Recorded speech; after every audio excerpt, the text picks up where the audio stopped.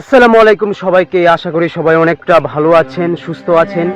তো দেশ বিদেশ থেকে যেই দেখছেন সবাইকে অনেক ধন্যবাদ। তো আজকে আমি যে বিষয়টা নিয়ে একটু আপনাদের সাথে আলোচনা করব সেটা হচ্ছে আপনার বর্তমানে যে বাংলাদেশ সরকার নেই, তারপর অন্তর্বর্তীকালীন সরকার আছেন। তো তো আপনারা দেখেছেন যে গত আপনার বন্যায় ভারত থেকে কিন্তু প্রচুর পরিমাণে পানি বাংলাদেশে ঢুকে বাংলাদেশের অনেকটাই ক্ষতি করেছে। তো ওই সময় কিন্তু শেখ হাসিনা বাংলাদেশ সরকার অবস্থায় ছিল। তো এই বছর তো আপনার এই যে 2025 সালটা, এখানে কিন্তু আপনার নেই, শেখ হাসিনা নেই বা বাংলাদেশের সরকার নেই। তো এখন কি করতে পারবে মোদী সরকার? আপনারা একটু ভাবেন। দেখেন, শেখ হাসিনা এবং ভারতের সরকার মোদী, তাদের মধ্যে কিন্তু ভালোই বন্ধুত্ব। তাদের মধ্যে ভালো বন্ধুত্বের কারণে কিন্তু এতদিন বাংলাদেশ তাদের সাথে সম্পর্ক গড়ে উঠেছে এবং ভালো কাজ করেছে, বাংলাদেশে উন্নয়ন করেছে। বাংলাদেশের সাথে আপনার এই যে এই বেনাপুল দিয়ে আপনার মালামাল পাচার এসব সব করেছে। তো বাংলাদেশকে অনেকভাবে সাহায্য করেছে ভারত। তো এখন তো আর শেখ হাসিনা নেই। বাংলাদেশের যে স্টুডেন্ট, বাংলাদেশের যে জনগণ, তারা শেখ হাসিনাকে চায় না, যার কারণে আপনার এই 13ই আগস্ট এই আন্দোলনটা করে। তো কি হবে এবারে বন্যায়?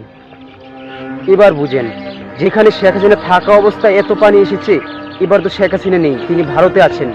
তো কি হবে এবারে বন্যায়, এবার বর্ষায় বাংলাদেশের? আমার তো মনে হয় এবার ওরা একদম ডুবিয়ে দেবে।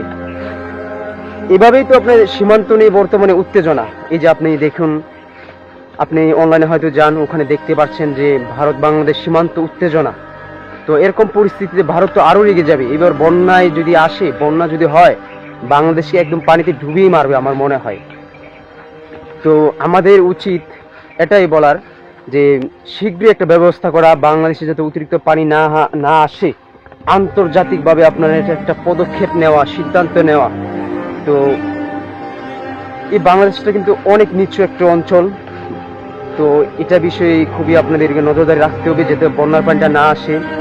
এবং ইন্ডিয়ার সরকার যেই আসুক না কেন, বর্তমানে তো মোদি আছে, তো মোদির সাথে ভালো বন্ধুত্ব তৈরি করা, যেন বাংলাদেশে অতিরিক্ত পানি না দেয়, বাংলাদেশকে যাতে ডুবিয়ে না মারে, এটাই। তো আমাদের সাধারণ জনগণ, বাংলাদেশের আমি সাধারণ জনগণের পক্ষ থেকে এই কথাটা বলছি, আর যাতে আমরা সুস্থতা থেকে বাঁচতে পারি, যেন বন্যার পানিতে ডুবে না মরি। যে একটা পরিস্থিতির শিকার হয়েছিল আপনার গত বছর, এটা আজও সবার চোখে ভাসে, কি একটা অবস্থা হয়েছিল। তো সবাই ভালো থাকবেন, সুস্থ থাকবেন। আল্লাহ হাফেজ। দেখা হবে আর কোনো একটি সামনের পর্বে।